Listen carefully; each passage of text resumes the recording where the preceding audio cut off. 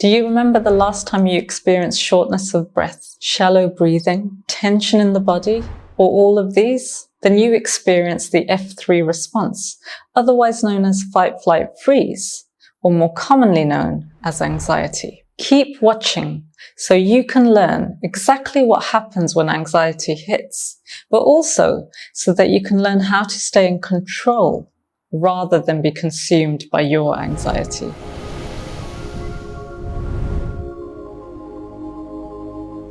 Welcome to today's video from Finity Therapy.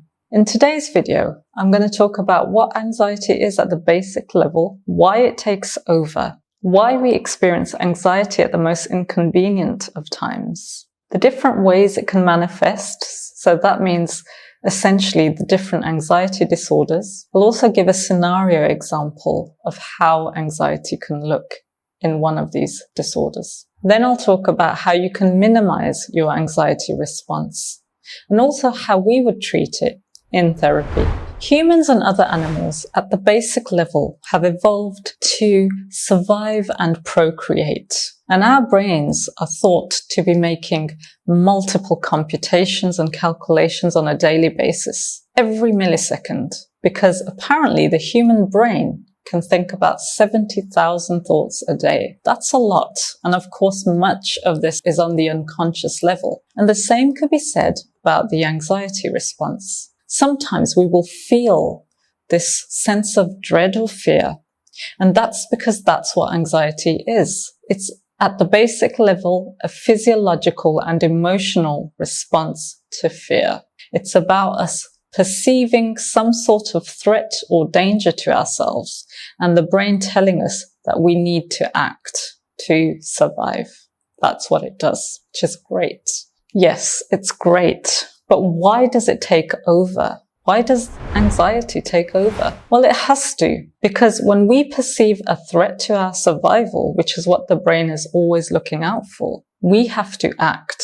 The brain is telling us that we have to do something to get out of this threat, this danger. So that's where the F3 response comes in. What happens is the blood is pumped through the body, hormones are released, stress hormones like adrenaline and cortisol. We have to pump this blood through the major muscle groups. And this is why we can experience an increase in heart rate and tension in the body, sometimes sweating, other symptoms like this, which essentially are facilitating our ability to either fight the threat. So this is where we might actually try to defend ourselves, to fly from the threat. So this means running away. And then finally, freeze. So this means our brain might decide it would be much safer if we were to hide or just stay still until the danger passes by. And in this way, we can survive, or at least that's the aim. So we should be glad that we have such an amazing red alert system. The issue, however, is when our brain doesn't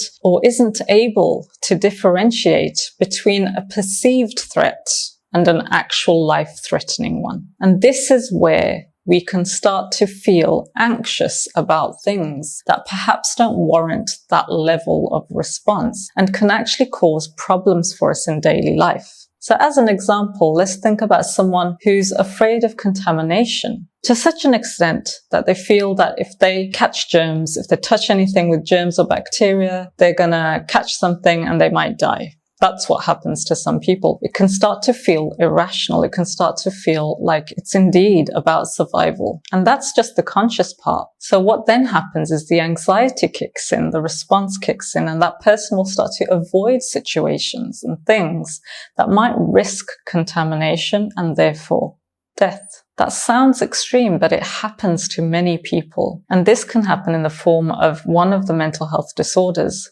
OCD, obsessive compulsive disorder. It can be a real problem for people, and there are many other kinds of anxiety disorders. So some anxiety disorders you may have heard of, or different ways, I guess, that anxiety manifests, include panic disorder, social phobia, social anxiety disorder, sometimes with panic attacks, OCD, as mentioned before, specific phobias like, for example, a fear of spiders or a fear of heights, separation anxiety disorder, PTSD, as mentioned previously, and health anxiety. These are just some of the ways that anxiety manifests, and so these have actually been given their own set of symptoms that come with them, and therefore psychiatric disorder or label. So another more common, so the most common anxiety disorder is generalized anxiety disorder. And as the name suggests, this means that anxiety isn't specific to a particular type of situation like germs, for example, or being out in public as with social phobia. But actually, no, it's more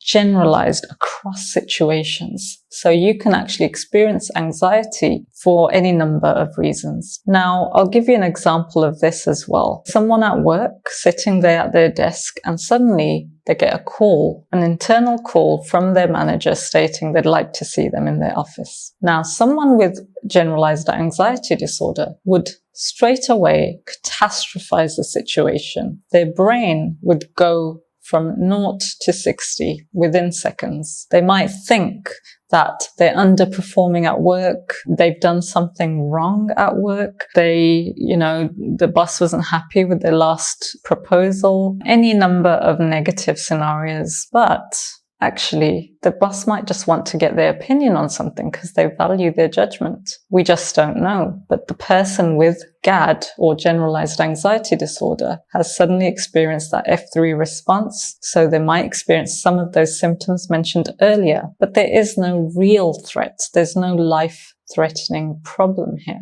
And this is where the problems can arise. So now let's talk about how we might minimize anxiety then. Well, it's wonderful that actually the brain is somewhat easy to trick. And it's not that we're trying to trick the brain in a way. What we're trying to do is tweak the brain so that rather than perceiving threats where there are no real life-threatening dangers, we can differentiate between a perceived threat and an actual threat. And in so doing, keep cool, keep calm and collected, and maybe sometimes still feel anxiety, but not to the extent that we start to experience some of these really unpleasant and uncomfortable symptoms. So let's talk a bit about some of the ways that we might treat anxiety then. Cognitive behavioral therapy, or CBT as it's known, is a really useful way to learn how your anxiety response works. So how do you process, how do you perceive and judge anxiety? What triggers it for you? What makes it worse? How does that process actually look for you? We would map that out really well and really clearly. And then we could look at ways to try to stop this vicious cycle of anxiety from being maintained. So we would look also, of course, at how it is maintained, and we would try to break that cycle.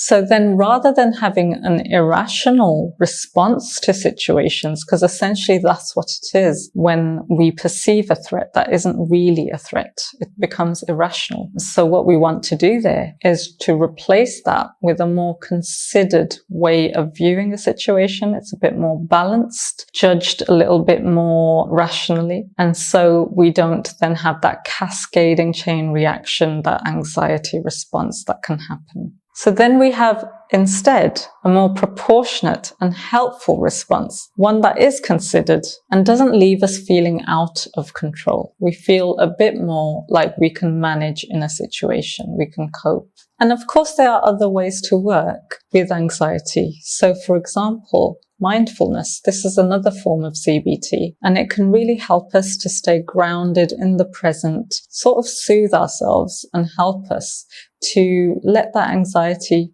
pass by, well, rather than becoming really consumed in it, which is not helpful. Or you might actually want to look a bit more deeper into the causes and underpinnings of your anxiety, because it might be that you've experienced things in life and you might be holding those things that might relate to traumatic experiences or other situations that have then created this way of responding in the world that manifests in a kind of anxiety. And so a psychodynamic, a psychoanalytic approach might help there. The other thing, though, is an integrative approach. This is when we integrate different therapies to ensure that we really tailor it to your needs at any given point in your therapy. So you might then actually use some CBT, or also a deeper diving approach like the psychodynamic approaches, or something like existential psychotherapy. So there's many things that you could integrate depending on your needs and what might work best to help you work with something like anxiety. So thank you for watching today's video, and I hope it was informative and helpful. In the next video, we're going to talk a little bit more about anxiety, but how you might actually empower yourself by tweaking the red alert system. So let's do a bit more of that next time. I hope you'll join. Do subscribe and you'll be notified as soon as it's posted. We post weekly, so join us again soon. Thanks for watching. Bye for now.